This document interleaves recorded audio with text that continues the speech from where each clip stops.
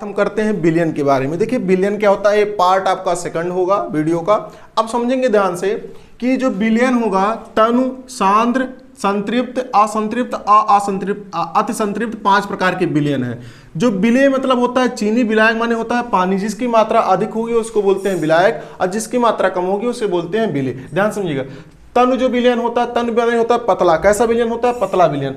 विलय की मात्रा इसमें कम होता है, विलायक की मात्रा ज्यादा होती है, इसी को हम लोग बोलते हैं तन विलयन। देखिए नींबू पानी का रस, इसको हम लोग बोलते हैं तन विलयन। जैसे देखेंगे ना कि जब भी कभी नींबू पानी मिलाया जाता है, जो नींबू होता है, नींबू का रस जो होता है उसका मात्रा क्या होता है? कम होता है।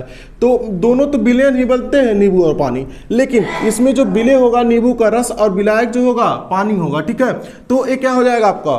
तन विलयन हो जाएगा। चीनी पानी क्या हो जाएगा आपका? तन विलयन, मतलब पतला होता है। ORS कैसा होता है? तन विलयन। इनो पीते हैं, इनो भी आपका तन विलयन है। ठीक, अब हम बात करते हैं आपका जो सांद्र विलयन क्या होता है दूसरे नंबर, जिसमें विलय ज्यादा होगा। मतलब ये क्या होगा? विलय माने जैसे चीनी, जैसे आप चीनी बतासा बनते देखे ना, बतासा, तो बतासा में क्या होगा? पानी रहेगा, चीनी रहेगा, उसको खोला जाएगा और चीनी को डालते रहेंगे, चीनी को डालते रहेंगे। ठीक है, ध्यान समझिएगा। जो चाशनी बनती है, चाशनी कैसा होता है? सांद्र विलयन माने गाढ़ा होता है। इसमें चीनी की मात्रा ज्यादा होती है, पानी की मात्रा कम होगी, विलायक की मात्रा कम होगी। जैम भी कैसा है? सांद्र विलयन है। ठीक है, शहद कैसा है? सांद्र विलयन है। स्याही कैसी है? सांद्र विलयन है। ठीक है, जो गाढ़ा होगा जो विलयन, उसको हम लोग बोलते हैं सांद्र विलयन। क्या बोलते हैं? सांद्र विलयन। ठीक है, अब हम बात करते हैं संतृप्त विलयन क्या होता है। ध्यान समझिएगा। संतृप्त जो विलयन होता है, देखिए विलय अधिक मात्रा में घुली हो और ना घुले, समझना से। जैसे आप चाशनी बनाते हैं तो चाशनी में ध्यान से समझिएगा। जैसे मान लीजिए चीनी पानी का पानी है,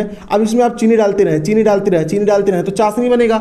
आप सुनो, इस चाशनी में इतना चीनी डाल दिया गया ना कि अब इसमें चीनी डालना संभव ना हो, उसी को हम लोग बोलते हैं संतृप्त विलयन। मतलब इसका पेट भर गया। जैसे आप खाना खाते हैं ना, तो जब खाना खाएंगे तो मान लीजिए आप 4 रोटी खा रहे हैं, तो आपका 4 रोटी खाएं, 5 रोटी खाएं, 7 रोटी खाएं, 8 रोटी खाएं, 10 रोटी खाए कहें, अब नहीं खा पाएंगे, डकार ले लिए कि अब आपको रोटी एडजस्ट नहीं होगा। मतलब क्या हो गया? संतृप्त हो गए। क्या हो गए? संतृप्त। मतलब अब विलयन में क्या किया जा रहा है? जो विलय की मात्रा है अब नहीं घुल रही है, उसी को हम लोग बोलते हैं संतृप्त विलयन। जब भी विलयन होगा तो इसके लिए हमें तापमान की आवश्यकता होती है। ठीक है, समझ में आ रहा नहीं आ रहा? ठीक, मतलब अब इसमें विलय की मात्रा नहीं घुलेगी, उसी को बोलते हैं संतृप्त विलयन।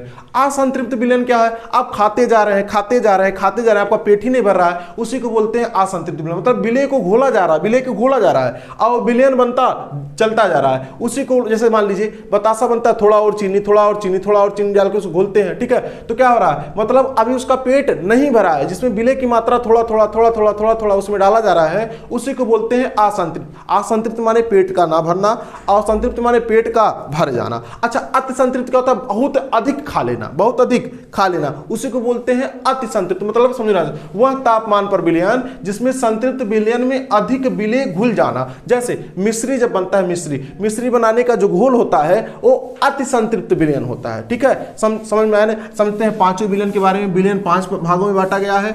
विलय देखो, विलयन के 2 विलयन बनता कैसे है? विलायक प्लस विलय से मिलकर बनता है।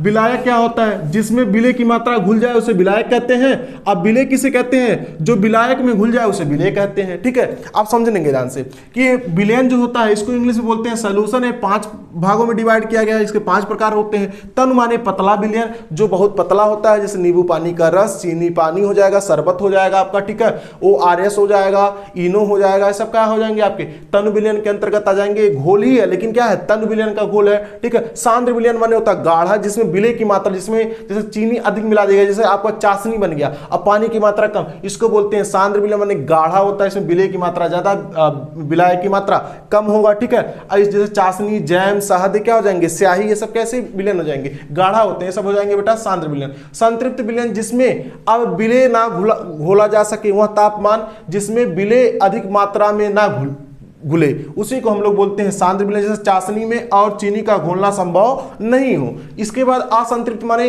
अभी विलय को घोला जा सकता है, पानी में थोड़ा चीनी घोलना, उसी को हम लोग बोलते हैं क्या?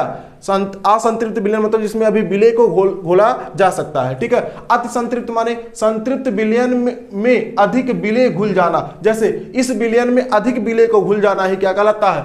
आपका संतृप्त विलयन में अधिक हम विलयन मिला दिए, अगर घुल गया तो उसे बोलते हैं अति संतृप्त विलयन, जैसे मिश्री बनाने का घोल। ये पांचों प्रकार आपको समझ में आ गया होगा। चलिए अगले टॉपिक को हम बात करते हैं, तब तक आप इसका स्क्रीनशॉट ले लीजिए।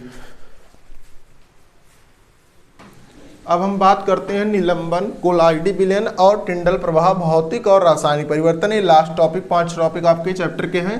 निलंबन क्या होता है? देखिए, विषमांगी मिश्रण है जिसमें ठोस कण घुलते नहीं, किसी विलयन में उसके ठोस कण घुलेंगे नहीं, विषमांगी मिश्रण है।